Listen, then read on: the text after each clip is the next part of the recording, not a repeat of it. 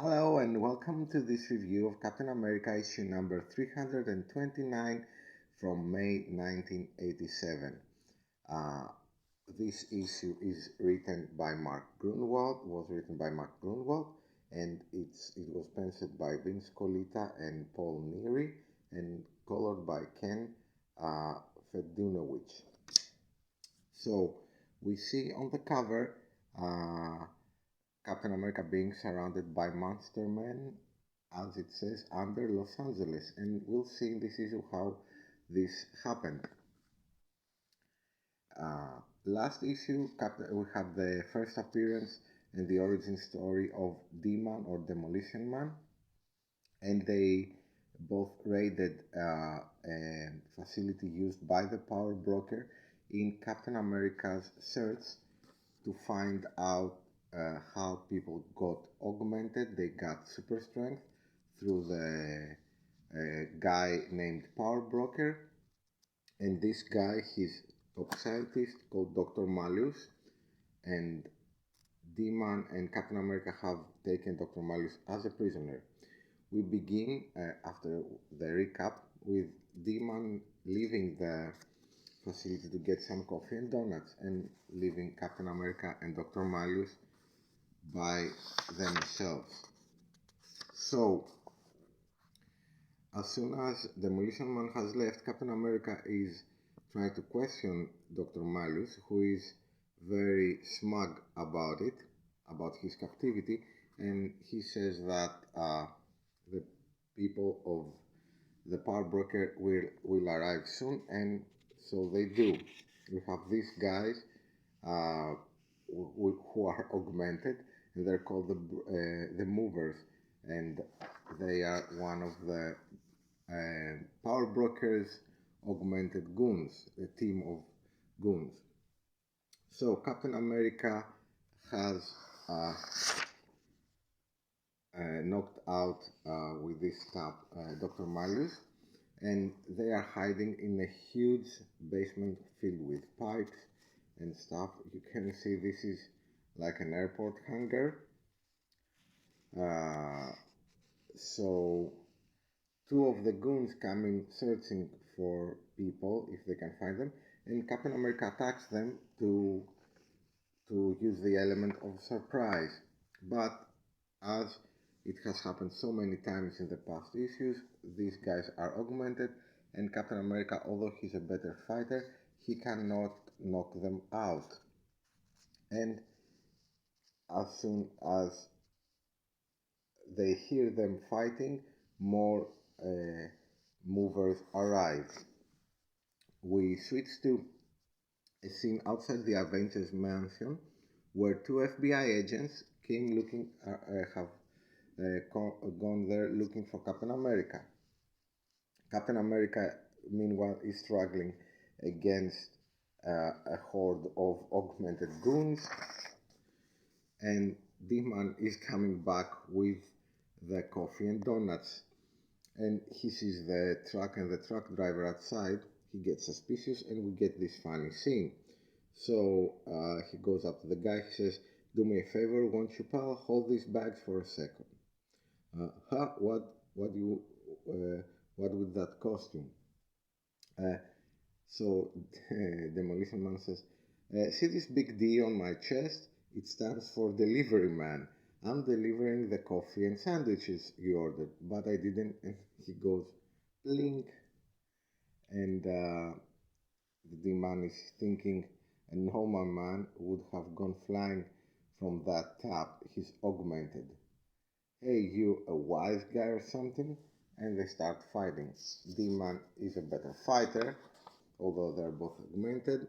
So he grabs the truck, he smashes it into the building, and the movers hear the noise and they split up. Half of them go after D-Man, who has crashed into the building, and half of them stay below with Captain America. So Captain America is a better fighter, he's more agile, he's more experienced, he has better strategy, but as is the case, as I've said before, he cannot knock them out. So he uses one of his very, very brutal hits, hitting someone with the side of his shield, and he knocks this guy out. So the rest of this team of movers decide to leave Captain America be, and before they leave, they move this huge, probably weighs tons, uh, piece of equipment in front of the door and completely block any escape for Captain America and, unbeknownst to them, Dr. Malus. The rest of the movers are fighting Demolition Man, who seems to be doing okay, but as soon as the rest of them arrive from the basement, they pile up on him and knock him out. So Captain America is left with Dr. Malus. He brings him back to consciousness, and Dr. Malus now is very scared because due to the fight, you see there is a leak of water and gas down in the basement. No one can hear Dr. Malus. Everybody has left, and it's probably soundproofed, as they say, and all that ruckus going up upstairs. No one is going to hear them, and they are left there. The movers pick up the equipment they're supposed to pick up, and they pick up the unconscious demon. Whilst, as you can see, Dr. Malus is not so smug anymore. There is no way out of this basement. They are trapped there, and the the water and gas leak are dangerous. They're trying to find a way out. Dr. Malus says he does know of another way out, and soon Captain America finds, as you can see, a manhole that leads to the sewers. And at this point, Dr. Malus lets him in on a very dirty secret. Basically, the augmentation process is not 100% successful, and from time to time, uh, people, instead of being augmented, they are turned into augmented monsters that have no mind of their own, and they basically turn to brutal, um, super strong monsters. And when that happens, the power broker and Dr. Malus, obviously, they drop them off in the sewer. And Dr. Malus informs Captain America of this, and he's scared of going into the sewers, but there is no other way out. So they both go into the sewers.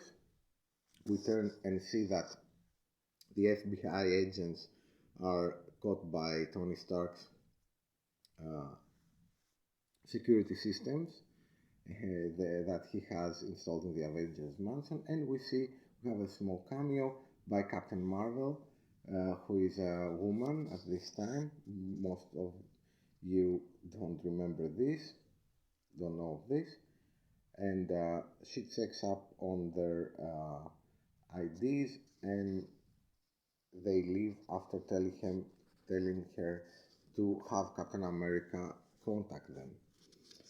We turn to Demolition Man, who is conscious, and he's brought in front of the power broker, and we get a small look at him.